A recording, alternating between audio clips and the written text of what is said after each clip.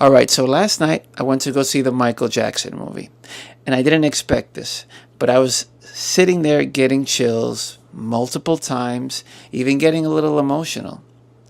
And what's interesting is critics are kind of trashing this movie, but audiences, they're loving it, according to Rotten Tomatoes. The Rotten Tomatoes score, I think, for Michael's in the 30s, and the audience's score is like in the 90s. They're loving it, the audiences. So I wanted to talk about that because I think this is one of those situations where the experience and the technical critique are two completely different things. So for me, Michael Jackson has kind of always been a constant in my life. I was born in 1975, so I didn't grow up with the Jackson 5 era directly, when him as a kid and his brothers, but I grew up right when he hit his peak as a solo artist, and I guess multiple peaks I guess he may have hit, but this was definitely in the 80s. Thriller era Michael Jackson is what I'm talking about here.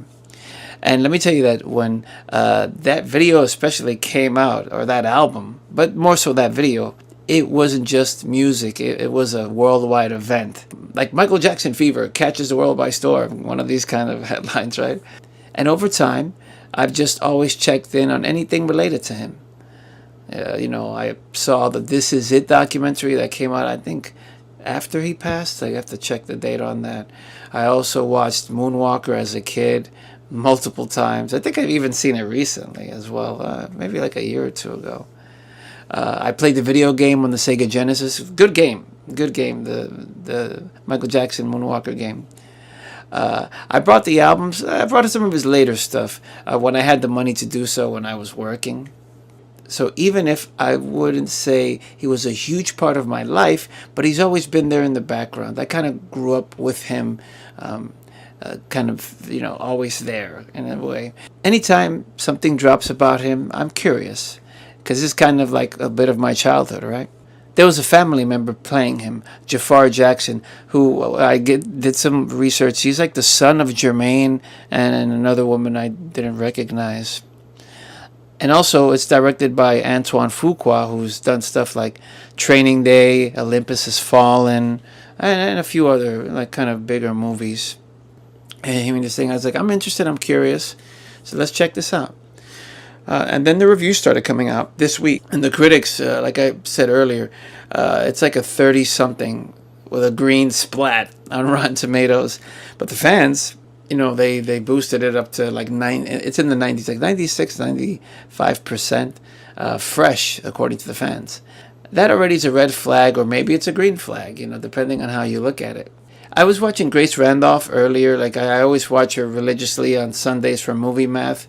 And she was talking about Jafar Jackson's performance, how it could possibly be like he could possibly be nominated for Best Actor for this movie, and I cannot disagree with that. He was incredible.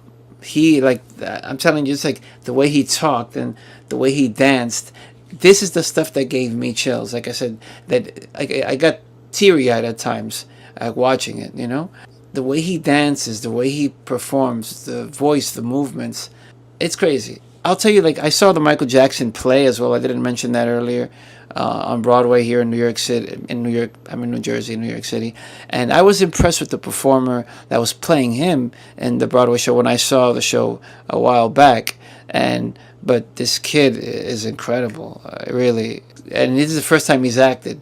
I was watching a GQ thing interviewing him, talking about like what did you do to prepare and stuff like that, and he was like that he would kind of dance, like in Michael Jackson's space, I think in one of his old houses, and he would just dance there for hours. He would look at his journals and like kind of to put him in the personal space. He took acting classes. Like it was a lot of preparation to come to the point of them rolling cameras with this kid, and I'm telling you, he's incredible. Now I don't know if they're actually doing their singing. I highly doubt it. In terms of the younger version and Jafar Jackson himself, but the way it's presented, like I said, I felt it. I felt it for real. Now, I saw this in the Dolby Theater in the Times Square AMC, and the sound alone was incredible.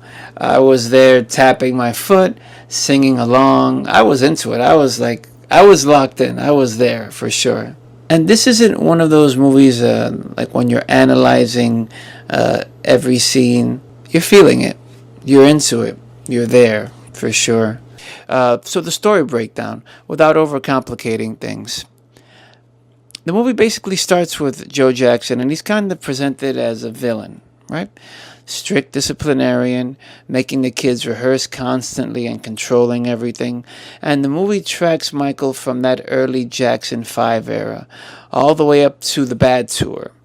And then it ends with a kind of the story continues is what it says, but it's kind of like a to be continued because it's a two-part story.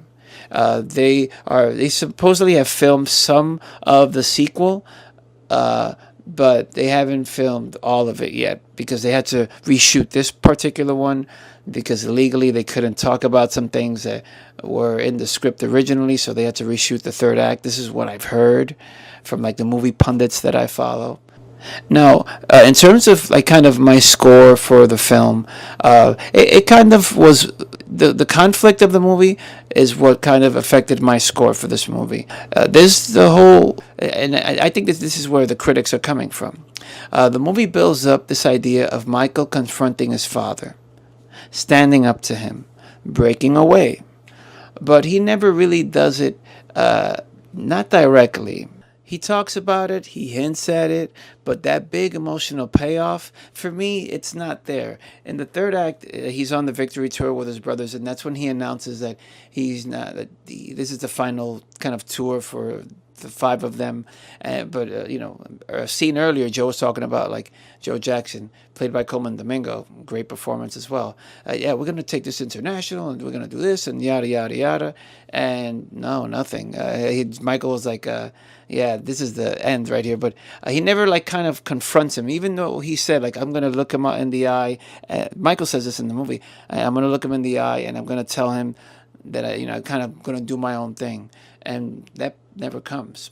And if you're watching this purely as a story, it's a problem, because it's kind of like built up. You're hearing he's going to do it, okay, and then nothing. But here's the thing, and this is kind of, there's a lot of, I wouldn't say there's a lot of, there's some nuances in the movie. And Joe Jackson's presentation was one of those things. Here's the thing, right? Even though Joe's portrayed as the villain in a way, the movie kind of shows both sides because, yeah, he's harsh, but also that discipline led to massive success. So it's not just black and white. There's even moments where Joe is like, I'm doing this for the family. All I do is for the family. And you can feel that conflict. But talking about details specifically in the movie, there were also smaller details that I really liked in terms of Micheal feeling isolated, which is how it was presented, not having normal friendships because he has pretty much grown up as a celebrity all throughout his life, from when he's being a child and him being older, and he chooses to be surrounded by pets instead of people and considers them his friends.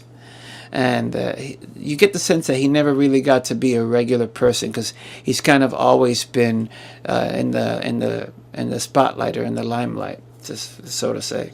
And even things like his skin condition, I think it's called vitiglio. I could be wrong. Being shown without making it a huge spectacle, and it just exists. And it's crazy because I think I got the name right. I could be wrong, but like now you see ads with models that have that skin like kind of I think it's like I said, it's called vitiglio, and it looks like cool, and he was so like putting foundation and wanting to cover it up. And I thought that was handled well, where like there were scenes when he was like by the pool and you could see it on his arms and stuff, and that's cool. Now, there's a criticism about this movie kind of being like a fantasy in a way. And this is where I think the biggest criticism lands. Paris Jackson, his daughter, says something along the lines of like, this is like a fantasy version of his life, a highlight reel of his life. And that seems accurate. I heard her saying that like in passing. I forget if it was on TikTok or if it was on Instagram. But this movie is not trying to dig into every dark or complicated detail about his life. Just the most notable, I'm assuming, points in his life. It's celebrating the icon, for sure.